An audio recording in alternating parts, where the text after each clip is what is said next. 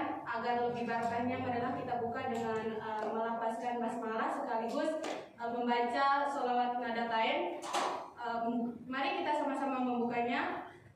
Bismillahirrahmanirrahim. Allahumma inna nas'aluka bika an tusalli wa tusallim ala sayyidina Muhammadin wa ala syairil anbiya'i wal mursalin wa ala alihi wa sahbihi ajma'in wa an tu'amirana datal watani wa nahdatal banati bi furu'ihima ila yaumiddin wa an tansurana wa taftah alaina wa tarzuqana wa tahfazana wa taghfir lana wa li jami'il muslimin ya Allah ya Hayy ya Qayyum la ilaha illa anta.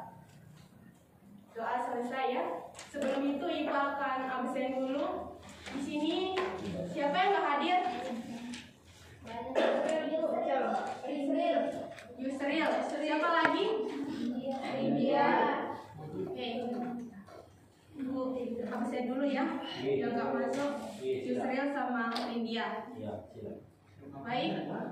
Sebelum ke materi kita pada pagi hari ini, kemarin kita pernah belajar tentang pasar. Sebelum itu Ibu izin berdiri dulu ya.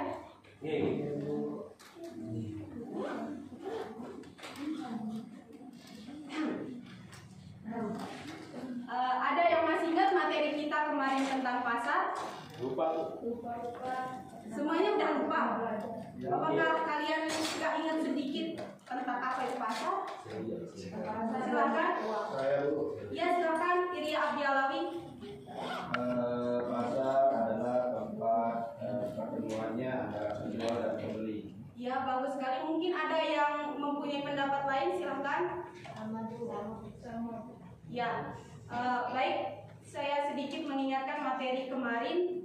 Pasar adalah tempat bertemunya penjual dan pembeli. Ciri-ciri pasar adalah adanya penjual dan pembeli. Kedua, ada barang dan ada barang atau jasa yang ditawarkan.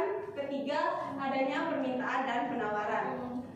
Itu ya materi yang kemarin. Silahkan diingat-ingat lagi sebelum kita masuk ke materi kedua, yaitu konsep-konsep ekonomi.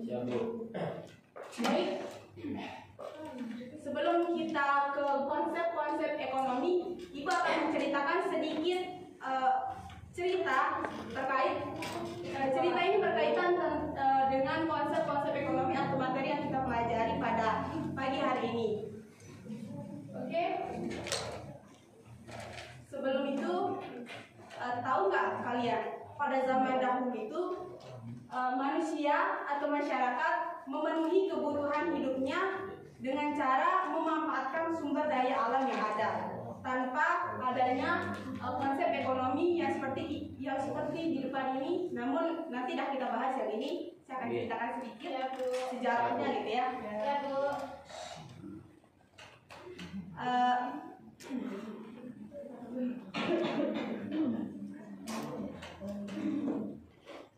Masyarakat zaman dahulu sebelum mengenal namanya distribusi, produksi, dan konsumsi, dia memenuhi kebutuhan hidupnya dengan cara memanfaatkan sumber daya alam yang ada. Selanjutnya, karena adanya perkembangan zaman, maka masyarakat berpikir bahwa dia tidak bisa memenuhi kebutuhannya dengan mengandalkan dirinya sendiri atau sumber daya alam yang ada, sehingga timbullah yang namanya barter atau biasa dikenal dengan pertukaran barang dengan barang maupun barang dengan jasa. Selanjutnya pada zaman barter itu banyak sekali kendala, maka dengan adanya inovasi muncullah yang namanya uang. Namun tidak serta-merta muncul uang yang kita pegang pada saat ini. Namun pada zaman itu muncul uang yang pertama adalah uang logam. Namun ada banyak sekali kendala dalam uang logam tersebut, maka pemerintah melakukan upaya inovasi karena bahan dasar dari uang logam tersebut pada zaman dahulunya itu adalah emas dan perak. Namun karena emas dan perak sangat keterbatasan, maka pemerintah melakukan inovasi lagi menjadi uang kertas, di mana uang kertas itu sudah kita rasakan, sudah kita pegang, sudah kita gunakan untuk melakukan transaksi. Contohnya saja di dompet teman-teman pasti kita semua ini mempunyai uang. Pasti walaupun hanya Rp1.000, sudah pasti yang warna merah kan? Dengan berkembangnya waktu pada zaman sekarang ini malah akan muncul yang namanya atau sudah ada malah yang namanya uang digital atau dompet digital, di mana kita hanya men-scan barcode pembayaran tanpa harus memberikan uang tunai kepada kasir atau penjual. Contohnya saja seperti kris, pasti teman-teman atau anak-anak sudah tahu kan? Ya Bu, kris itu alat pembayaran yang hanya di-scan tanpa harus mengeluarkan uang tunai untuk melakukan transaksi. Selain itu ada juga yang namanya Halo Bank, sama seperti kris, kita cukup men-scan barcode yang ada di sana dan kita langsung bisa melakukan transaksi pembayaran ataupun transaksi lainnya. Lanjut ke konsep-konsep ekonomi.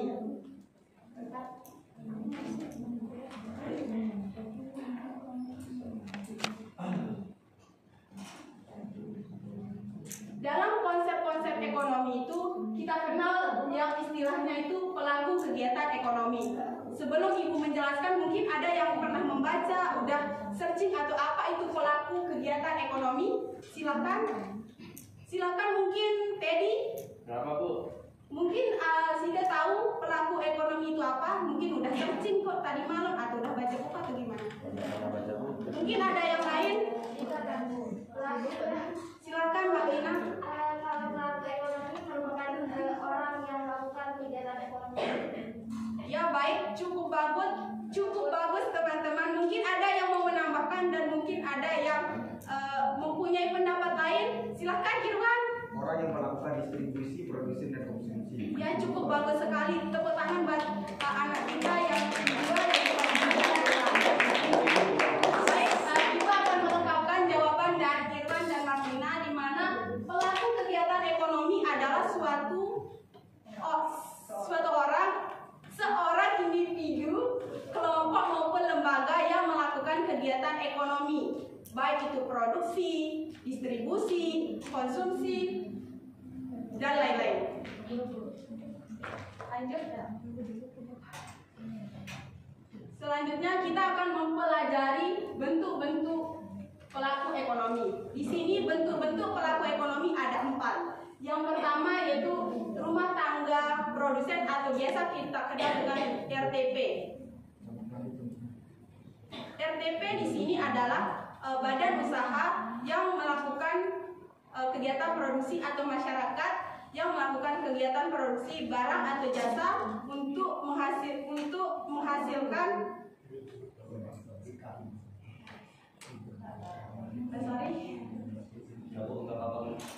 Yang pertama itu rumah tangga produksi atau RTP, di mana merupakan suatu badan usaha atau masyarakat yang melakukan kegiatan produksi barang atau jasa untuk memenuhi kebutuhan hidup dengan tujuan untuk mengangkat atau memberi nilai guna bagi barang itu sendiri. Terus yang kedua, rumah tangga konsumen atau RTK. Rumah tangga konsumen adalah orang yang melakukan pembelian atau pemakaian barang atau jasa yang diproduksi oleh RTP sendiri atau rumah tangga produksi. Selain itu, RTK juga berfungsi sebagai reseller atau dropship, ya. Dropship. Dengan tujuan di mana konsumen memakai ataupun membeli dan menjualnya kembali dengan tujuan untuk mendapatkan keuntungan atau laba. Selanjutnya, rumah tangga negara. Rumah tangga negara atau rumah tangga pemerintah. Di sini tujuannya adalah negara melakukan pengawasan terkait dengan masalah ekonomi yang ada di suatu negara tersebut. Terus yang terakhir, rumah tangga luar negeri atau yang kita kenal dengan SDLN. Di sini fungsi dari rumah tangga luar negeri yaitu mengurus tentang perdagangan internasional Contohnya seperti ekspor dan impor, di mana ekspor dan impor itu untuk memenuhi kebutuhan berbagai barang yang kekurangan di dalam negeri, maka kita melakukan impor. Dan ketika kita mempunyai produk yang kelebihan atau lebih mencukupi untuk negara kita, maka kita melakukan ekspor untuk mendapatkan laba atau keuntungan dari luar negeri. Selanjutnya, di sini terdapat peran dan tugas masing-masing pelaku ekonomi. Yang pertama, rumah tangga produsen. Yang pertama itu bertanggung jawab menjual produk yang dihasilkan oleh produsen. Itu yang pertama ya. Terus yang kedua, bertugas untuk menyelesaikan hal yang berkaitan dengan faktor produksi yang dimiliki. Yang ketiga, berperan sebagai pembuat keputusan terkait dengan pemberian modal dan stok barang. Dan yang keempat, bertugas mengatur masalah keuangan. Kelima, sebagai produsen wajib membayar pajak dari hasil penjualan barang. Terus yang kedua yaitu rumah tangga konsumsi, di mana dia mempunyai 3 peran. Yang pertama bisa dilihat di PowerPoint yang sudah ada di depan. Yang pertama, konsumen menerima penghasilan dari produsen atau perusahaan berupa laba, sewa, gaji, ataupun upah. Terus yang kedua, tidak hanya menerima penghasilan dari produsen ataupun perusahaan saja, namun tetap juga menerima penghasilan dari lembaga keuangan. Terus yang ketiga,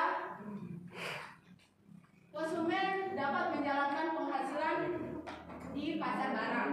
Terus yang ketiga yaitu rumah tangga negara atau pemerintah. Di sini terdapat 3 fungsi dan peran. Yang pertama, pemerintah berkewajiban membuat kebijakan fiskal yang masih ada hubungannya terkait masalah-masalah ekonomi. Terus yang kedua, mengatur masalah jumlah peredaran uang yang bertujuan untuk menjaga kestabilan nilai rupiah. Terus yang ketiga yaitu membuat kebijakan terkait dengan keuangan internasional dan keuangan negara. Yang terakhir yaitu rumah tangga luar negeri atau RTLN. Di sini fungsinya cukup banyak, ada 5. Yang pertama, menyediakan kebutuhan barang impor dan ekspor, seperti yang saya sudah jelaskan tadi. Terus yang kedua, termasuk juga dalam hal memberi barang hasil ekspor untuk memenuhi masyarakat di luar negeri. Terus yang ketiga, menyediakan kredit bagi pemerintah dan swasta dalam negeri. Yang keempat, berperan sebagai penyetor uang dari luar negeri atau yang lebih dikenal dengan devisa. Terus yang terakhir yaitu sebagai penghubung antara pasar uang dengan pasar barang dari dalam negeri ke luar negeri. Selanjutnya kita akan membahas diagram pelaku ekonomi.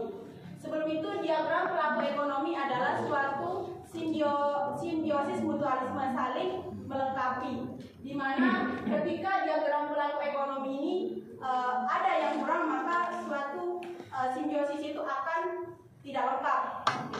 Jadi dia saling melengkapi, saling membutuhkan. Kalau tidak ada yang satu, maka tidak bisa berjalan. Tuh ya.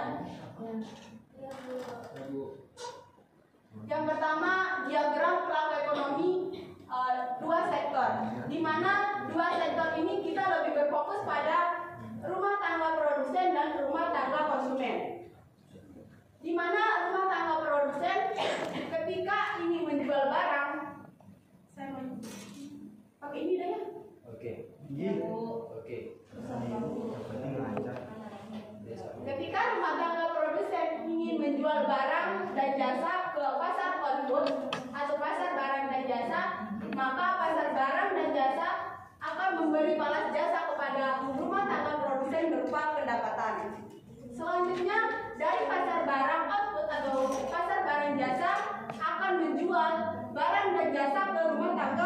produsen dan rumah tangga pasar output atau pasar barang dan jasa akan menjual barang dan jasa ke rumah tangga konsumen, dan rumah tangga konsumen akan membelanjakan atau membeli barang atau jasa dari pasar output.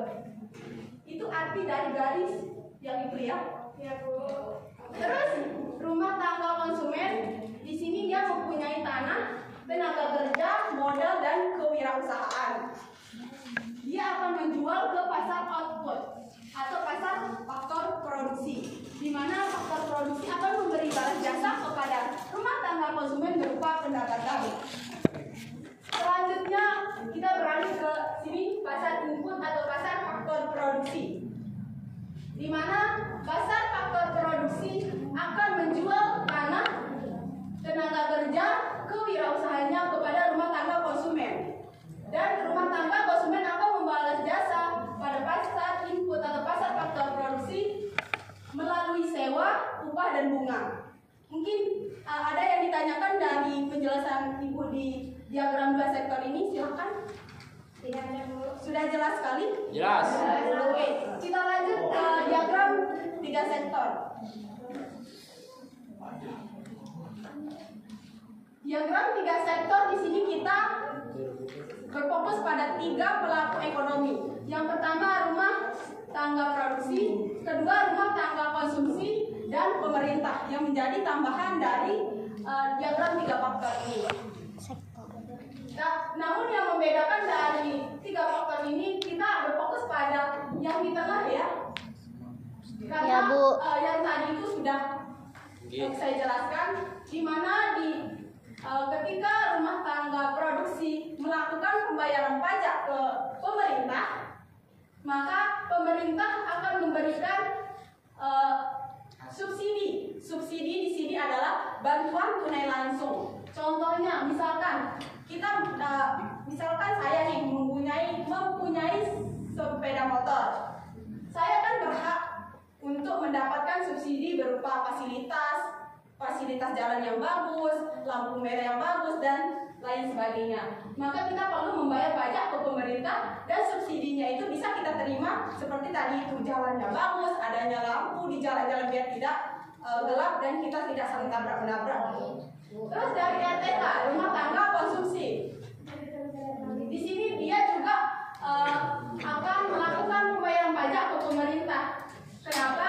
Karena ketika kita membeli baju, kita tidak serta-merta mengeluarkan pajak itu sendiri. Namun kita bisa mengeluarkan pajak dengan melibatkan perusahaan itu sendiri. Contohnya, ketika saya membeli baju ini, tidak mungkin saya langsung membayar pajaknya. Tapi tempat kita beli itu dia membayar pajak, tapi uangnya itu dari kita. Itu contoh dari RTK melakukan pembayaran pajak ke pemerintah, dan pemerintah memberikan subsidi ke RTK. Ya benar, RTK. Jadi subsidi ini adalah bantuan tunai langsung baik berupa barang, uang maupun jasa. Mungkin ada yang ditanyakan dari yang ini? Nggak ada. Sudah jelas? Baik, kita lanjut ke diagram 4 sektor. Di sini yang menjadi fokus kita dalam diagram 4 sektor itu, yang pertama adalah RTK, pemerintah, BRTP, dan masyarakat luar negeri. Di mana masyarakat luar negeri, kita berfokus ke masyarakat luar negeri saja ya, karena ini semua sudah saya jelaskan di yang tadi. Ketika masyarakat luar negeri melakukan impor barang atau jasa, maka dia akan memasukkan barang atau jasa itu ke pasar output. Di mana? Oh ya, silakan. Saya ulang ya. Ya, Bu. Ketika masyarakat luar negeri melakukan impor barang atau memasukkan barang dan jasa ke pasar output, maka rumah tangga produksi akan melakukan pembelanjaan ke pasar output.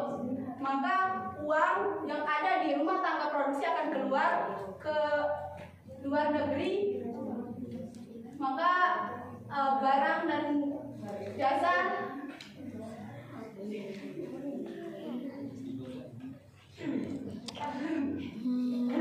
Zaman.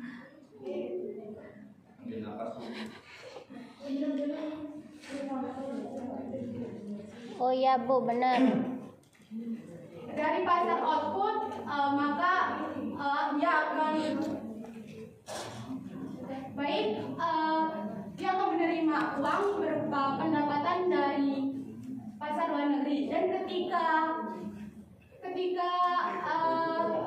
pasar output menjual atau mengekspor barang dari luar negeri, maka pasar output akan mendapatkan pendapatan dari pasar luar negeri. Itu ya. Dan ketika